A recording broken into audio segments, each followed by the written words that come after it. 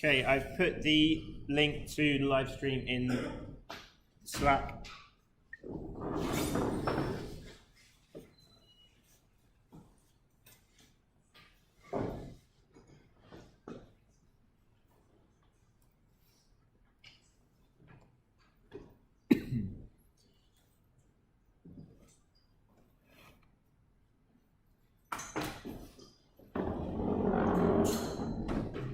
Okay,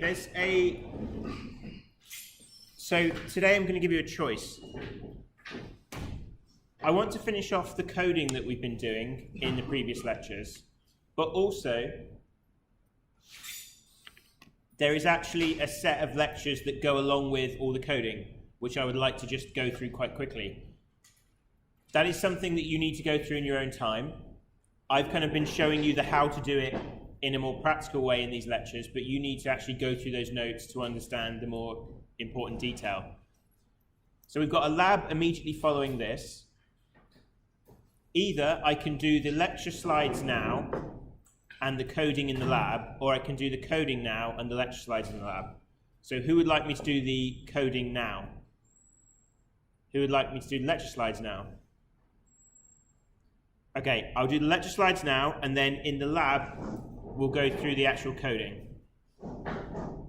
It's probably actually quite good because we've been doing a lot of coding recently, so it'll be nice to have a break from that. So these lectures you can find on Blackboard, and what they are, I'm going to go through them quite rapidly now, today.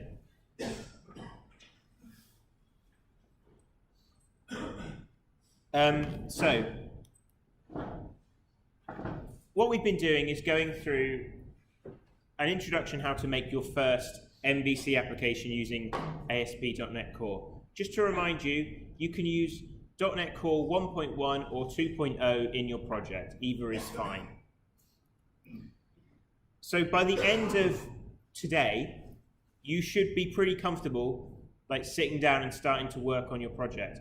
I would say probably you want to do a few very simple like tutorials, or just try and do what I did in these lectures yourself. So I talked about how controllers, views and models work together, but just to remind you, the controllers are what respond to the user input. These are C# classes and actions. So the classes contain actions, which are those methods, and that is what is called when a URL is sent to a server. So the path, when you navigate to a website, to this web application, a path is given to the server. The path is put through a routing engine, which decides what C# method to call. And this is kind of this is it in a kind of a flow diagram. So we send a URL to the server. The first part is the server address, which using a DNS server is converted into an IP address. And then this path is actually passed to your application, which is the application that you're writing in C#. Remember, there's a startup file and a program file. Those are kind of the entry points of the application. That path is sent to the routing system. And the routing system, depending on how you've set that up, looks at this path and then instantiates a controller class and runs an action. So in this case, our path is my method, and we've given a get parameter of args. So that would call the my controller. The second, it's my is the name of the controller, and then using conventions, we end that in controller, dot method. And it's passed the arguments to the C# method. So you're literally turning a URL into a function call. This is the same idea as REST applications, and in the new .NET Core framework, web APIs and web applications are combined in the same thing. In previous versions of the framework, they were separate things, whereas now you can have the same classes doing both. And this is the front controller variant of MVC, Model View Controller. MVC is not the only way you can make a web application, and it's important that in your evaluation, in your final evaluation, you actually start talking about different methods and you do some research. When I've been doing code so far, I have I started with a blank template. I created start new project and I chose blank template. You don't have to do that. You can use one of the existing templates. And if you do that, you get some kind of default controllers. So for example, you automatically get the home controller that has an index about contact and error action. And you'll have a web application that's kind of working to start with. So I'm not going to go through this stuff again. So the path is what tells the web application what controller action to call. And we've gone through this quite a lot. So here, when you do like a default project, you'll have one of your actions is called about. It returns a view. It returns something that implements the action result interface. And here, and this is something new, it's put some data into a view data object. And you can see it's kind of like a dictionary. So we've given message in the view data this string. And that is a message that then gets displayed in the page. So in the Razer, we'll have actually rendered that. So I've talked about this before, the idea that we can not only just call these classes, we can actually pass data to them using arguments.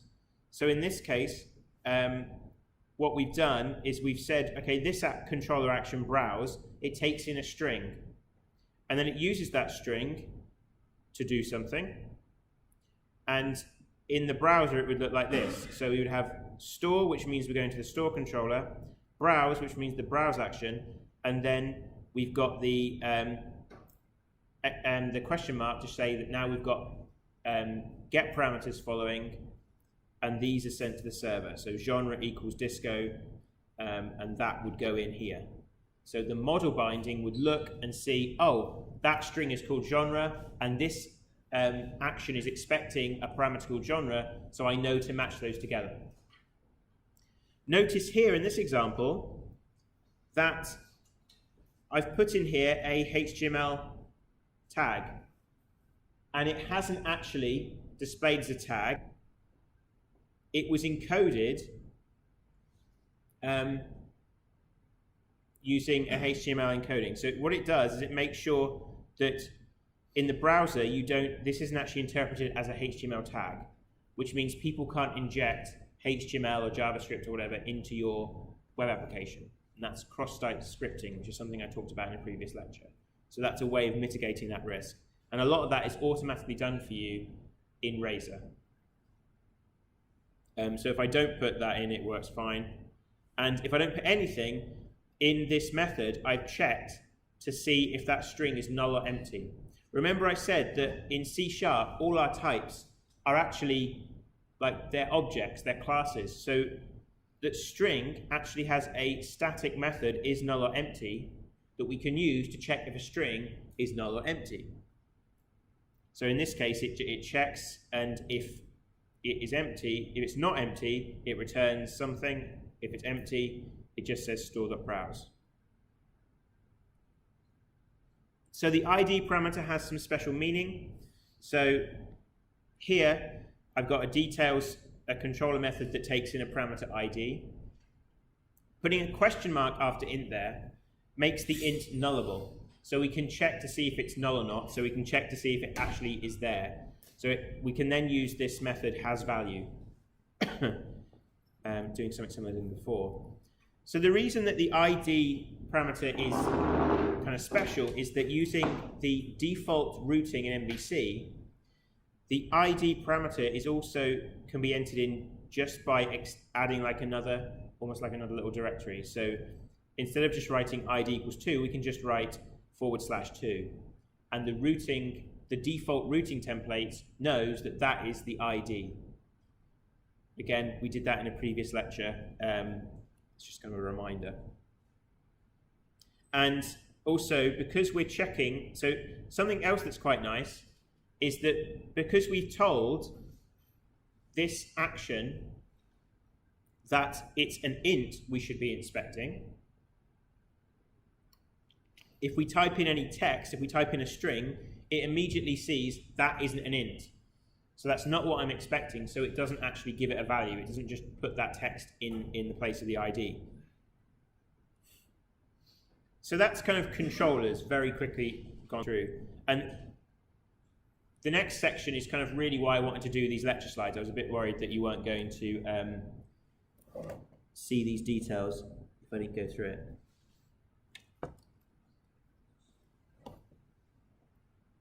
Okay, so the controller is all about kind of getting information, doing something with it, and sending it to the view. In the previous examples in these slides, we were kind of constructing strings and different things in the controller actions. That isn't what you will do. You don't want to be making any of your view, making any of your page in your controller action. You just want to be sending data to your view, and your view will handle making it look nice. So we actually use a templating system using Razer. So the view displays the UI. The user then requests a URL, usually by clicking a link on the in the view, and then the routing system takes that link and turns it into a controller call. Maybe there's some form data along that, either through get parameters or through a post form data, and then it does something with that and sends it back as a view. And it's that kind of cycle you need to try and get. It's like I said before, it's almost a chicken and egg situation where these things are all calling each other, but you need to try and get your head in that mindset of the models, view, controller all talking to each other.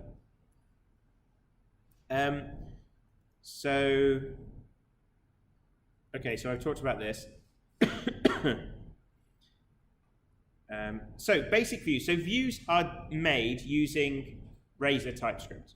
So if we were to do if you do like a default template, not the empty one, you'll get some very simple views. So our Razer views have this .cs HTML. Something to be clear on, this .cs HTML, if you navigate to that file in a browser, it would do nothing. It's not, that isn't what's happening. What's happening is that this is actually a combination of C# and HTML. And when a view is requested, that is actually run. So we're almost running a script that then creates a HTML file that is sent to your browser. It can be a bit confusing because these have like HTML extension. And sometimes it feels like when we're doing our application, we're navigating to those files, but we're not. We're not navigating to those files. A script is being run using those files, and then a view being returned. So remember I talked about this view data thing. So in our about view, we've got a little section here. We've got the @ symbol. And what the @ symbol means, it means, right, I'm going to be writing some C# here. So it tells the interpreter C# follows. And we use curly braces to define a block where we're going to have lots of C#. So here, I'm actually assigning view data title is about. So all that is a string. That's just C# code assigning a string to this. And then following on, this is where Razer gets really interesting because I'm saying, okay, header 2, that's just HTML. I'm then putting the @ symbol, which means, okay, now expect some C#. And then I've got the view data. So view data title, that's a C# variable. So I'm getting the title I written there. Then there's a dot. Now, in C#, if you want to access a method or a property, you would write the object name dot, and then you would get something else. The interpreter is clever enough that it looks ahead a few characters and it sees, okay, following that dot is actually more HTML. So it interprets that dot as a full stop, as a string. And so what gets rendered is the variable, view data title, which is about, and the full stop. And behind the scenes, it's doing all this HTML encoding to make sure that there are no HTML tags in that string. It does a lot of it for you. Then we've got the view data message, and that's been assigned in our controller action here.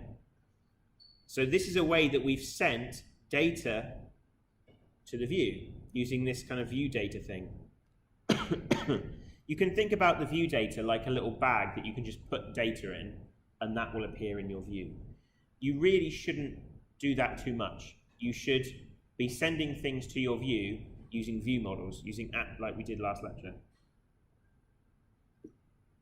And then at the bottom, we've literally just got some HTML. It just works fine. So yeah.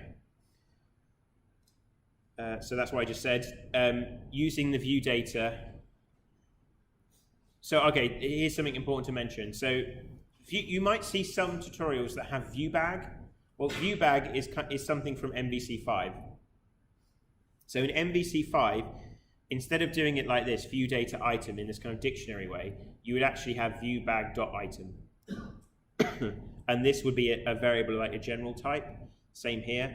And you shouldn't do it like that because your IntelliSense won't know what type, what variable you're passing. So it can't help you out when you're actually writing your application in the first place. Razer is, if you know some HTML, you already know half of Razer. And if you know C#, you almost know almost half the other part of it. The tricky parts come with knowing how to combine those things. So this was introduced in MVC3 with the aim to make like a clean, lightweight, simple view engine. And I think it's really good, actually. So it minimizes the amount of syntax and extra characters required when you're switching from one language to another. It's really elegant, the way that the HTML and C# just kind of mesh together is really nice and makes it very easy to write dynamic pages. One thing you need to be aware of is because it's so easy to write C# in Razer, you end up starting to write logic in Razer. And that is creeping that stuff should be in your models and your controllers, not in your views. Your views should just be anything to do with presenting the data. So as soon as you're doing any complex logic in your views, you're doing it wrong, okay? I would say almost like if you've got an if statement in your view, that isn't right. You should do that in your controller. But let's see an example of where this can be useful. So this is from MVC5. So as I said, that's something you guys need to get good at, is recognizing when stuff is given to you in an old framework, because I'm using the view bag here. So I've got the @ symbol with the curly braces to give a block of code, and to prove that it is C#, you can just comment in the normal way in here, because it literally is a little bit of C#. So here I'm assigning a viewbag.title, using the @ symbol to do that, and then this is where the power comes, right? Because let's say you have a model, and remember, in previous lectures I showed you that you can pass objects to views. But you've got to tell the view what kind of model to expect. So at the top of this, you can imagine that we said, expect a generic list of albums. So we could have a model that's album, and we are sending a generic list of albums to this view. And then the model is whatever object was sent to the view. So we can then treat that just like C#. So we can say, okay, listing at model.length. .length tells us how many things are in a generic list. And then, using the @ symbol, what I'm doing is I'm looping through this collection of albums. So I'm saying for each album A in model. So model is a generic list of albums. And that is just standard C#. And then in the loop, I can straight away just transition to using HTML. So I'm saying, okay, I want a list. It's an unordered list, UL. And for each item here, I just want to list the title. So album A, I've created a C# variable here that I can just get with the @ symbol in my loop. And what that will do is it will loop through every album and then render this HTML. So automatically I'll have a list of albums and I can just send as many albums as I want to that page and it will work. So there's two types of C#. There's code expressions and code blocks. A block is when we use the curly braces, and code expressions are things like that. And again, it's very clever the way it figures out when you transition from C# to HTML. If you ever fancy like a little exercise, try and work out how many characters ahead does it need to look to figure out if we're still in HTML or in C#. Sometimes there are ambiguities, okay? Let's imagine that you're writing, let's say for some reason you're writing a dynamic C# tutorial, and you want to have, we've got some C# variable namespace, and we do @namespace dot var, and what we actually want to happen is we want the HTML to be this, to be the string here with the .var added to the end. Now the Razer engine will see that and think, oh, var is obviously a property of this namespace variable. It won't know that you're leaving C#. So what we can do is we can just put brackets around namespace. And what that tells the Razer engine is that my C# is in between these brackets. And it will evaluate those. So Razer automatically recognizes things like emails. So if you write an email address, you're going to have an @ symbol in it. It realizes, it will look at the pattern of your text and think, oh no, that's an email address, that's not C#. Another thing is maybe you want to actually put an @ in your HTML. So what you can do is you can escape the @ with another @. Okay, so instead of just, if you want to put a Twitter handle in, you can actually just put 2 @ and that will work. Otherwise, if you didn't have this variable, it would throw an error.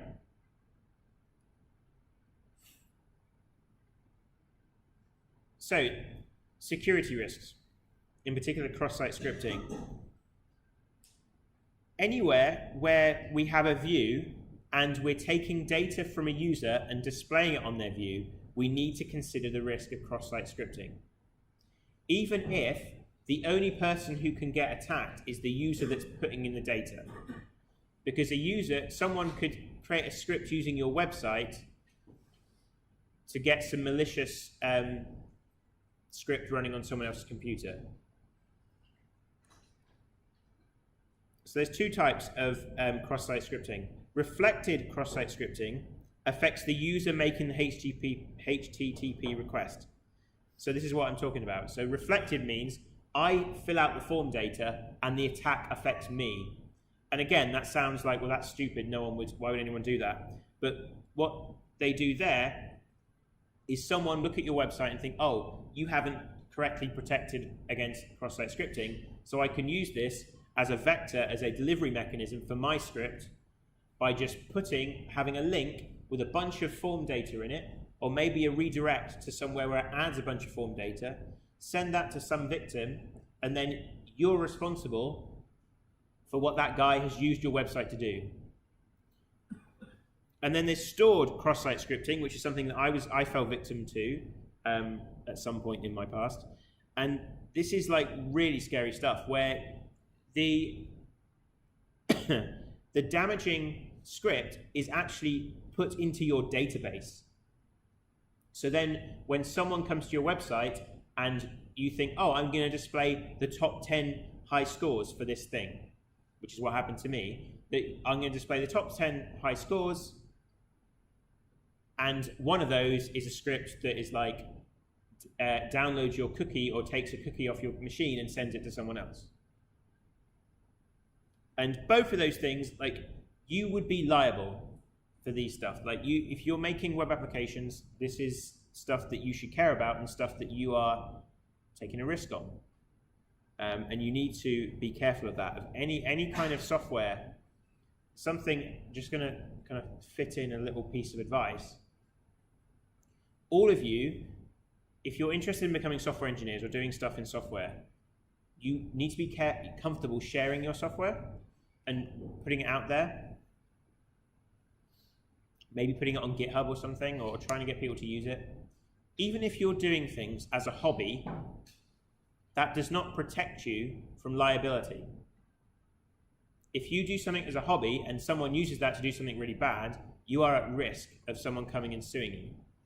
Which is why it's important, if you release any software, that you include some kind of license agreement or end user license agreement that will say something along the lines of, I am not responsible if this breaks your computer or if you lose earnings because of me. And there are a lot of examples of different licenses out there, but it's something you need to consider. You are not protected if you're doing something for fun. Okay, that is no different than someone doing something to make money. So the way to prevent it is, so there's a page there for you to look at in your own time, but it's all to do with removing syntax characters from the untrusted data. So making sure that that stuff that sends you is like a JavaScript script, you take out all the JavaScript characters, you take out all the HTML characters. It's known as escaping or sanitizing your data. So HTML escaping will remove those characters. What we tend to do is actually HTML encode those. So HTML encoding would be, if I was trying to render this in HTML, I might need to actually have the character code for that rather than actually just put the character itself, because it would be interpreted as a syntactic character. So we can encode. And sometimes it's not as simple as just doing one of these things, because you need to know, where is your untrusted data going to end up? Is it going to end up in JavaScript or HTML? Because they have different syntax characters.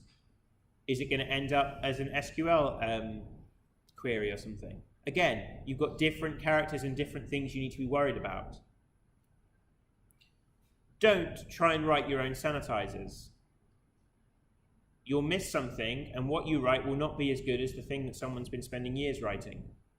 General rule of thumb, with all of this stuff, any security-based thing, people spend their lives making good security tools. You should use them.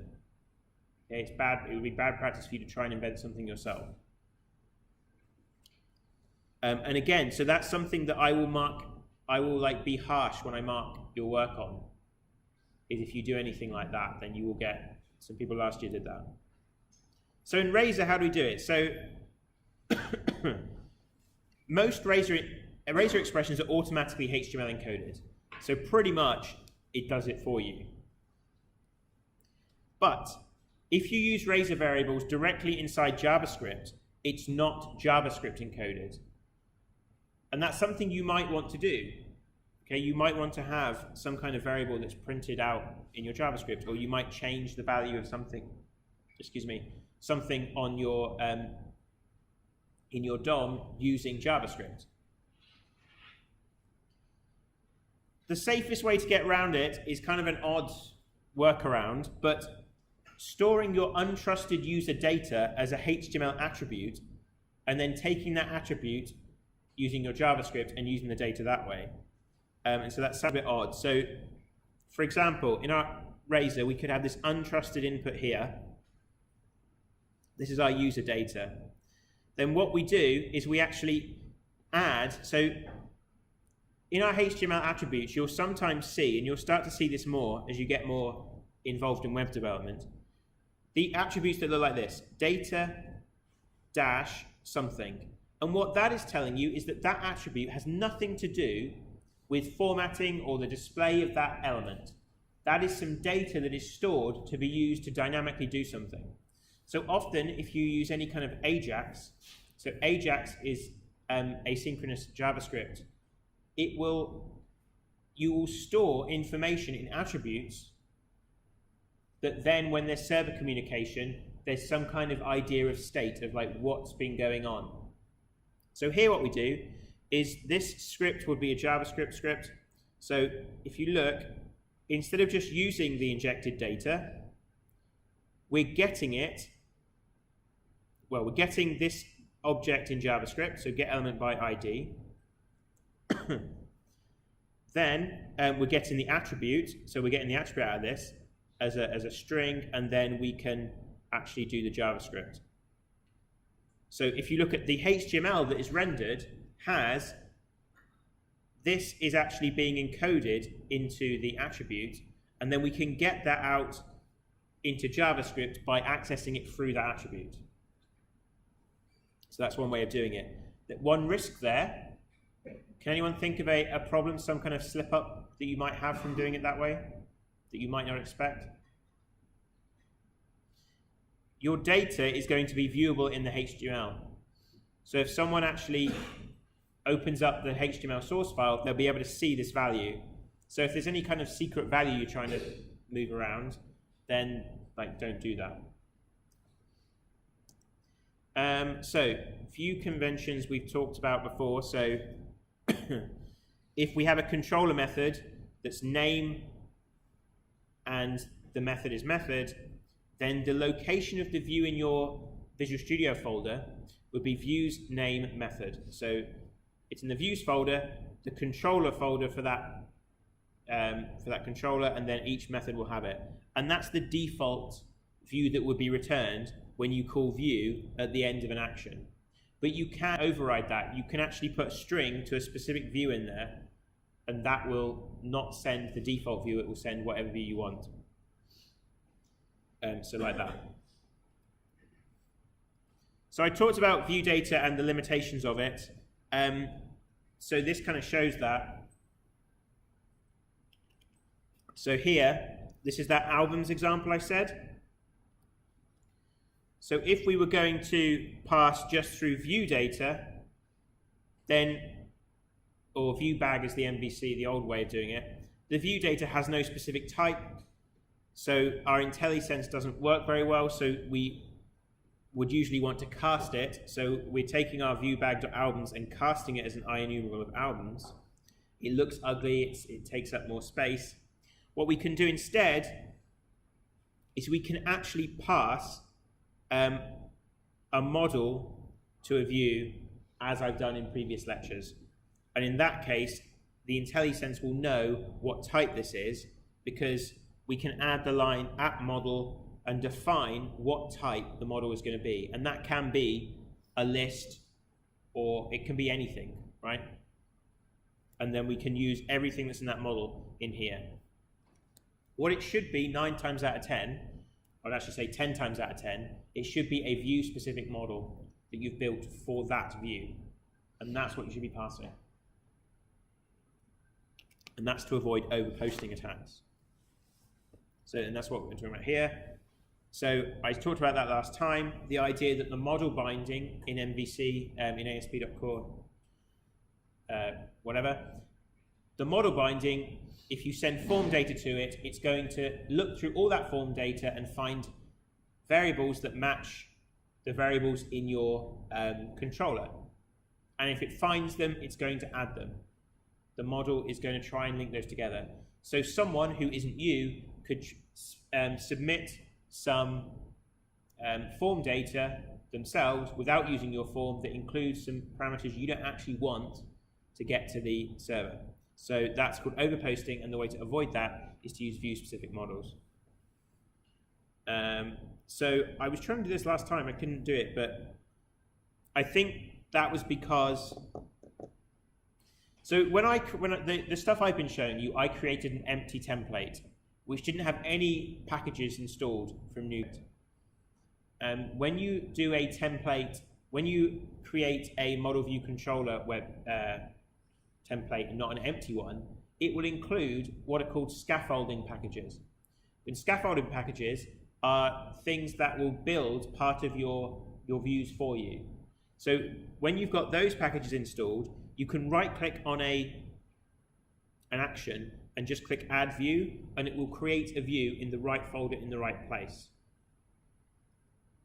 And when you do that, you'll get this. Yeah, in fact, that is why it isn't. Because once you've got scaffolding installed, you'll get this coming up. And you've got a choice then of the template to use. And you can actually do, what you can do is you can say, instead of using an empty template, you can say, right, I want to create a view for editing this model. And you can tell it, right, I've got a model and I want to like contact. I want to have a view that has a form for this model on it. And it will automatically create a view for you that has that form. And you can even use scaffolding to completely create a whole system of views and controllers that allow you to add and remove models from a database. Layouts is an important thing that I wanted to show you. So layouts are how we maintain a consistent look across the application.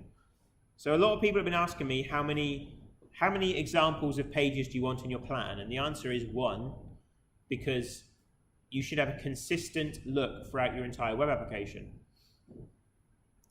And the way that we do that is through layouts. So a layout is any view that starts with if we start with an underscore with our view name, that's telling you it's not something that on its own creates a view.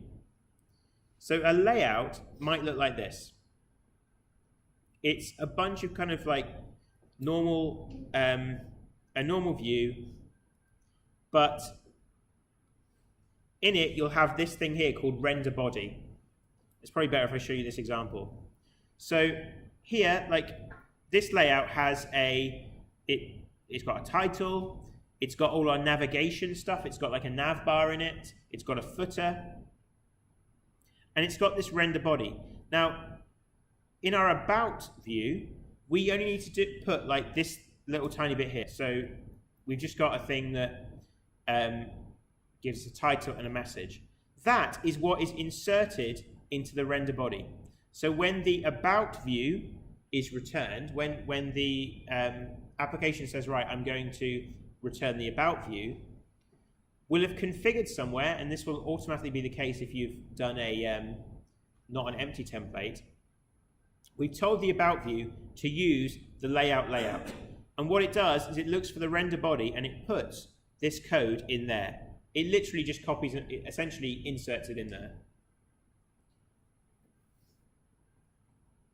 So we can also add our own sections. So you can also add a render section. So we can have a section here that's footer, and then in our view, we can define the section.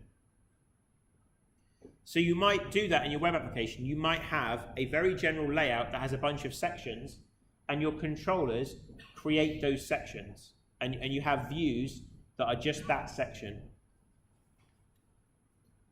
You can also have default and optional sections. So let's say you add like a footer section, but you're only adding that because you want, in some cases, you'd like that footer to be overwritten, but in most cases it's just going to be the same footer. Then in your view, you can say if section is defined footer, then render section footer, otherwise we'll just have the default footer. And that can go in your layout page, and then if your view has a footer, you'll see that, otherwise you'll see the default. So view start is where we define the layout. So here, view start, every single view calls that first. It will go at the top of every view. So we have here layout equals and then what the layout is.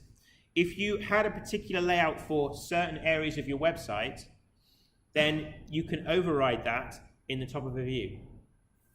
Okay, so if you have multiple layouts, it's unlikely, but it's possible, then you can just specify your layouts yourself.